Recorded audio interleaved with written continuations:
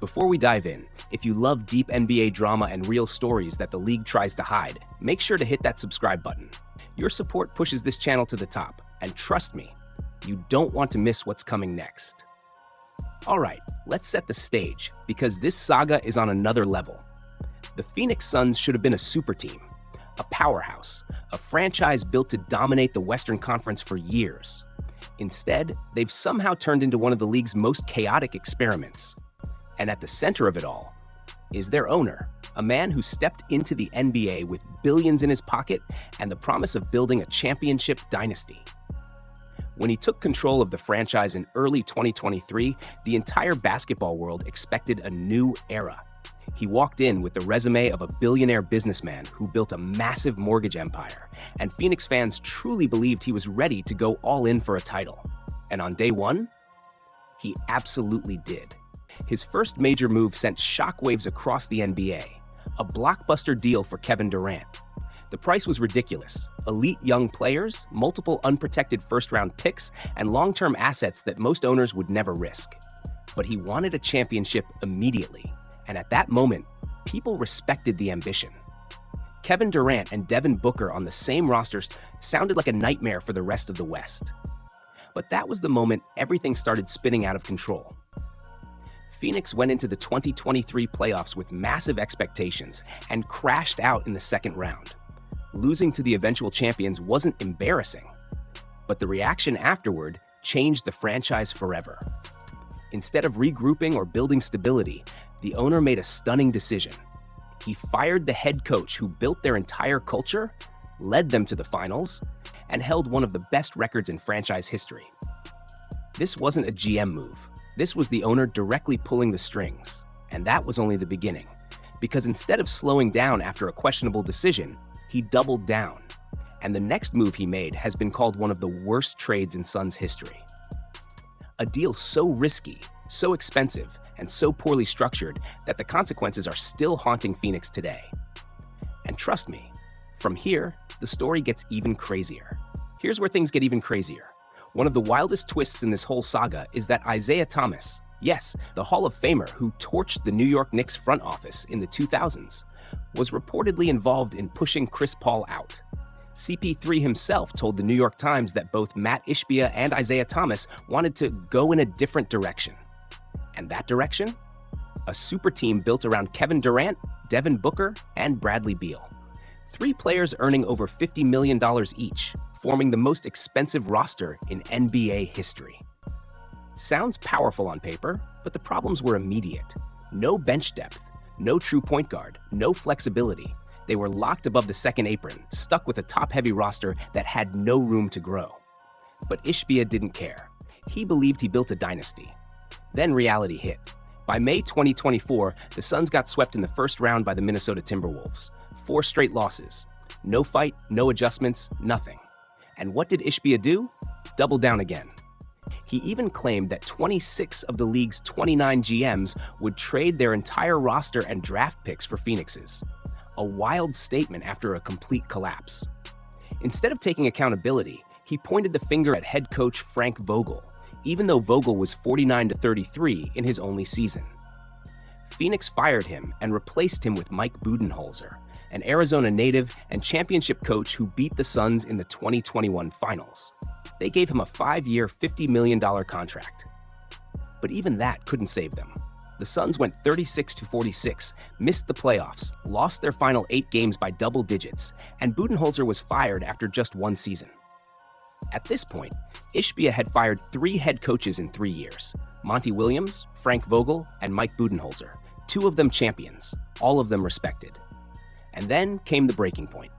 After missing the playoffs with the most expensive roster ever assembled, Ishbia finally waved the white flag. He traded Kevin Durant to the Houston Rockets for Jalen Green, Dillon Brooks, the 10th pick, and a handful of seconds. KD found out on stage at an event as fans reacted in real time. Shortly after, the Suns bought out Bradley Beal, meaning Phoenix will be paying him nearly $20 million in dead money every year through 2030, while he suits up for the Clippers. In 2.5 years, Ishbia managed to turn Mikal Bridges, Cam Johnson, Jay Crowder, Chris Paul, 4 unprotected firsts, 4 pick swaps, and multiple seconds into Jalen Green, Dylan Brooks, late picks, and almost $100 million in dead salary, while losing control of their own future drafts until 2031. And unbelievably, this was only the basketball disaster. Because behind the scenes, a much darker story was unfolding, a legal war that threatens Ishbia's ownership itself. According to the filing, Matt Ishbia didn't just make questionable basketball decisions. He allegedly used the Phoenix Suns and Mercury as financial tools for himself. One big example? The practice facility for the Phoenix Mercury. The lawsuit claims Ishbia leased the building from himself, and the rates were never disclosed to minority owners. So once again, money flows from the team right back into Ishbia's pocket. And that's only the beginning. The lawsuit also brings up something called the Player 15 Group, an entity Ishbia introduced back in 2024. Publicly, he said it was a way to unify the Suns, the Mercury, the G League team, and their arena under one umbrella. But minority owners believe there's more going on behind the scenes. They're suggesting that team assets may have been shifted into this private entity, away from ownership oversight. If that's true, discovery could reveal a massive transfer of value that the Suns never consented to, and we're still not done. The filing goes on to say Ishbia built himself a $20 million luxury clubhouse called the Rara Room, and minority owners were forced to cover their share of the costs. The filing claims Ishbia blew through team funds with reckless spending on coaches, on players, on luxury upgrades, and piled on huge NBA tax penalties, all while the Suns and Mercury operated at a net loss. In short, the lawsuit paints a picture of an owner living like a king while the franchise bleeds money. But things get even crazier when you look outside basketball. Back in April 2025, the Ohio Attorney General filed a separate lawsuit against Ishbia's mortgage company, UWM. That case accused UWM of predatory lending and collusion, claiming brokers funneled nearly all their loans back to UWM in exchange for kickbacks while customers were charged above market rates. The Attorney General said, "Buying a home is hard enough without worrying that your lender is scheming behind your back." So now Ishbia is being accused of shady practices both in the NBA and in the mortgage world at the same time.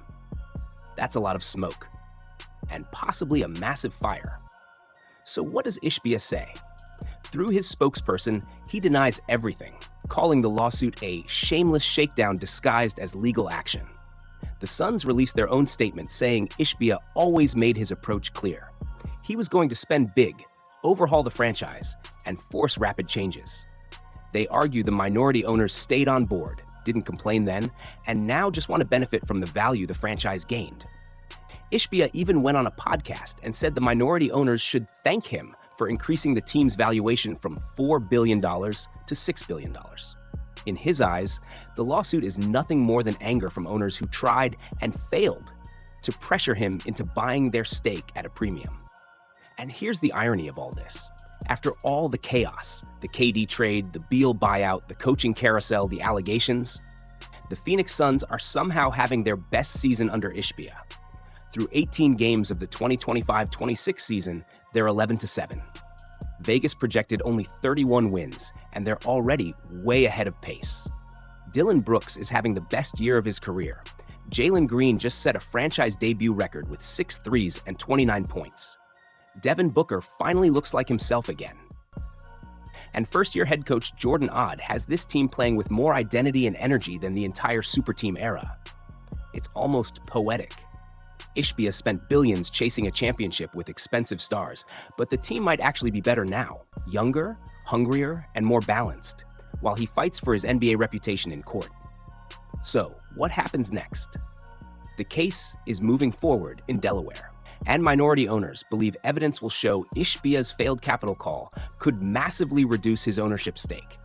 If that happens, the NBA could be looking at one of the most shocking ownership collapses ever. A billionaire worth nearly $8 billion potentially losing his team because he missed his own deadline and allegedly tried to hide it. The Suns call this lawsuit an attempt to drag them backward. But with 7 lawsuits in 1 year, state-level accusations, and minority owners claiming the team was used like a personal bank account, this storm isn't passing anytime soon.